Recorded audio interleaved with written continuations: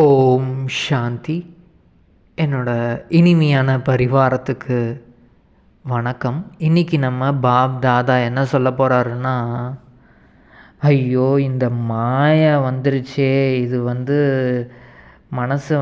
மனசு புத்தியை களைப்படைய செய்யுதே, என்ன தான் செய்கிறது, இந்த மாயைக்கிட்டேருந்து விடுதலை ஆகிறதுக்கு என்ன பண்ணணும், அதை பற்றி தான் இன்றைக்கி பாப் தாதா சொல்ல போகிறாங்க. பிராமணர்கள் சீரீஸில் பிராமணன் என்றாலே மாஸ்டர் மாயாபதி. பாபா சொல்கிறாங்க, நீங்கள் எல்லாருமே இப்போது என்ன மாதிரி வாழ்க்கை வாழ்ந்துட்டுருக்கீங்க? பிராமண வாழ்க்கை. பிராமண வாழ்க்கையினாலே குஷியான வாழ்க்கை இல்லையா? சில நேரங்களில் சில குழந்தைகளோட முகம் எப்படி இருக்குன்னா, சிலது அது எப்படி ஆகுதுன்னு உங்களுக்கே தெரியும். நன்றாக உங்களுக்கே தெரிஞ்சிருக்கிறதுனால தான் நீங்களே சிரிக்கிறீங்க. எப்படி ஆகுது உங்களோட முகம்? பாப்தாதாவுக்கு இப்படிப்பட்ட முகங்களை பார்க்கின்ற போது என்ன வருதுன்னா, கருணை தான் வருது. கொஞ்சம் ஆச்சரியமாகவும் இருக்குது. ஏன்னா என்னோட குழந்தையாக இருப்பவங்க உங்களுக்கு அதாவது இந்த உதாசீனம், மனச்சோர்வு ஏற்படுமா என்ன? பாபா கேட்குறாங்க, என்னோட குழந்தைக்கு இந்த மாதிரிலாம் மனச்சோர்வு வர முடியுமா? அதனால் உங்கள் முகம் எப்படி மாறுது? அதனால் என்னோடய குழந்தைகள், நீங்கள் எப்பயுமே மனச்சோர்வு ஏற்படவே முடியாது. ஏற்படுமா என்ன? இல்லை தானே. உதாசீனம்னா மாயாவுக்கு தாசி ஆவதாகும்.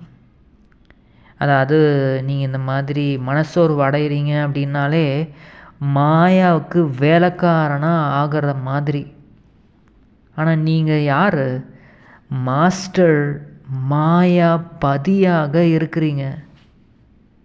உங்களுக்கு முன்னாடி மாயா என்பது என்ன? நீங்கள் மாஸ்டர் மாயாபதி, மாஸ்டர் சர்வசக்திவான். உங்கள் முன்னாடி மாயா ஒரு எறும்பு. ஆனால் எறும்பு மட்டும் கிடையாது, இறந்து போன ஒரு எறும்பு. சின்ன எறும்பு தான் அது. நீங்கள் எவ்வளோ பெரிய உயர்ந்த ஆத்மாக்கள், எவ்வளோ பலசாலிகளாக இருக்கீங்க, எவ்வளோ சர்வ சக்திகளும் உங்களுக்குள்ளே இருக்குது. அது ஒரு சின்ன எறும்பு, அதுவும் இறந்து போன எறும்பு.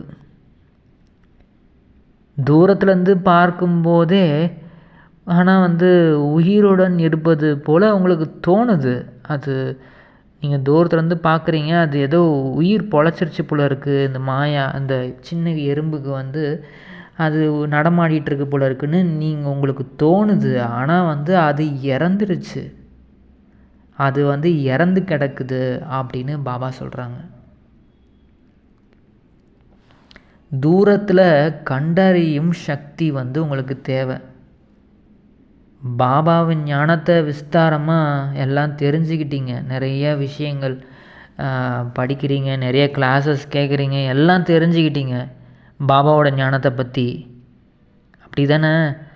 அதே மாதிரி மாயாவின் பல ரூபங்களின் அறிமுகத்தையும் ஞானத்தையும் நல்ல முறையில் நீங்கள் தெரிஞ்சுக்கணும், தாரணை செய்யணும். ஏன்னா மாயா பல ரூபங்கள் எடுப்பான். பலவிதமான, அதாவது ஒரு டைம் ஒரு ரூபங்களில் வருவாங்க, அந்த மாதிரி பல ரூபங்கள். அந்த மாயா இது மாயானே கண்டுபிடிக்க முடியாத அளவுக்கு பல ரூபங்களில் வந்துக்கிட்டே இருக்கும். அதனால் இந்த மாயாவை பற்றியும் நிறைய தெரிஞ்சுக்கணும். அது உங்களை பயமுறுத்துது. இப்போது சின்ன குழந்தையா இருக்காங்கன்னா அவங்க சின்ன குழந்தைங்கள தானே பயமுறுத்துவாங்க.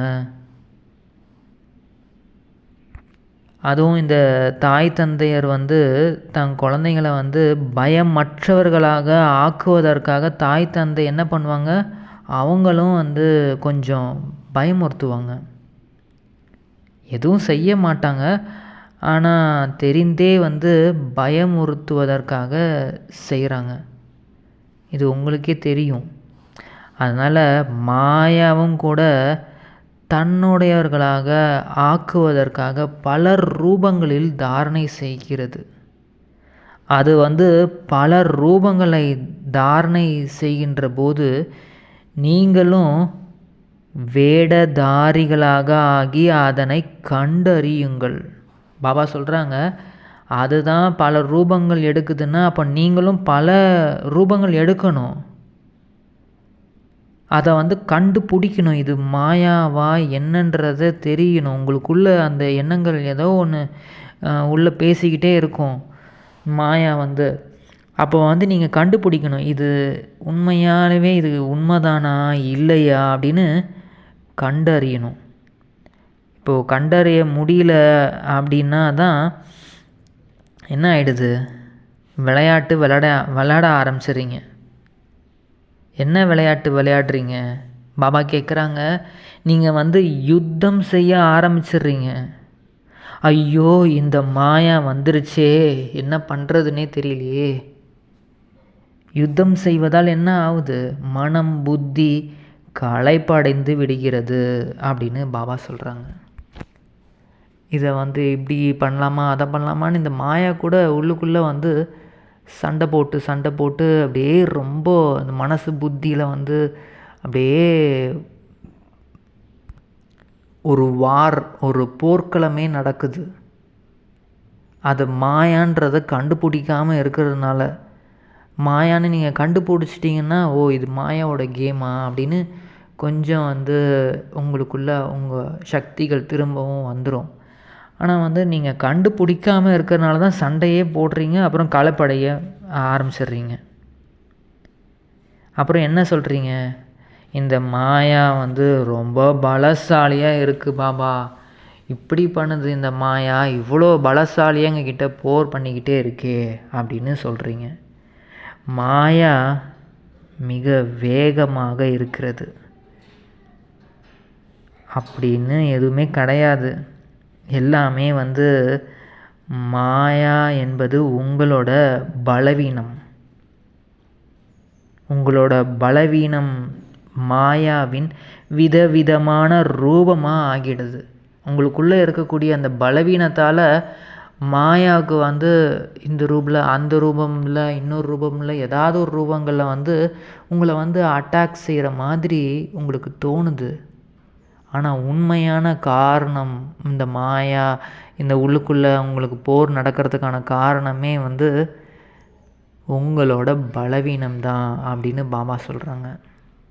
ஸோ நீங்கள் வந்து உங்களுக்குள்ளே தான் நீங்கள் வெற்றி அடையணுமே தவிர வெளியில் கிடையாது. வெளியில் வந்து நம்ம தோற்று போனால் கூட வந்து அது தோல்வியே கிடையாதுன்னு பாபா சொல்லியிருக்காங்க. உள்ளுக்குள்ளே மாயா கூட தோற்றாதான் வந்து உண்மையான தோல்வி.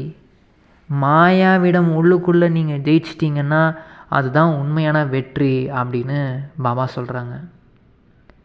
ஸோ அதனால் நம்ம வந்து இந்த மாயா என்ன இவ்வளோ பெருசாக வந்துருச்சு அப்படின்னு பயப்பட தேவையே இல்லை. அது வந்து நம்ம அடிக்கடி இதை நினைவு பண்ணிக்கிட்டே இருக்கணும். இந்த மாயா வந்து ஒரு எறும்பு தான், என்னோடய கால் தூசி எறும்பு தான், அதுவும் செத்து போன எறும்பு. மாயா வந்து செத்துடுச்சு, இறந்துடுச்சு. நான் வந்து மாஸ்டர் மாயாபதி, மாஸ்டர் சர்வசக்திவான், எங்கள் அப்பா சர்வசக்திவான் என் கூடவே இருக்கார் அப்படின்றத அடிக்கடி நம்ம உள்ளுக்குள்ளே நினச்சி பார்த்துக்கிட்டே இருக்கணும். ஏன்னா உள்ளுக்குள்ளே தானே அந்த மாயா வந்து போர் பண்ணுது. அந்த உள்ளுக்குள்ளே தானே அந்த மாயா அந்த பலவீனம் இருக்கிறதுனால உள்ளுக்குள்ளே வந்து அந்த சண்டை வந்து யுத்தம் வந்து நடக்குது. அதனால் உள்ளுக்குள்ளே தான் நம்ம வந்து இதை அடிக்கடி சிந்தனை பண்ணிக்கிட்டே இருக்கணும் அப்படின்னு பாபா சொல்கிறாங்க. பாபாவுக்கு மிக மிக மிக மிக நன்றி. எங்களுக்கு இந்த மாயாவை எப்படி கண்டுபிடிக்கணும் அப்படின்றத சொல்லி கொடுத்துருக்கீங்க. அதுக்கு ரொம்ப முக்கியமாக வந்து மாயாவை கண்டுபிடிக்கணுன்னாலே ஞானம் நிறைய வந்து தெரிஞ்சுக்கணும். ஆனால் அதே சமயத்தில் அது வந்து அதை சண்டை போடுறதுக்கு கரெக்டான ஒரு ஆயுதம், கரெக்டான ஒரு ஞானத்தை வந்து யூஸ் பண்ணணும்.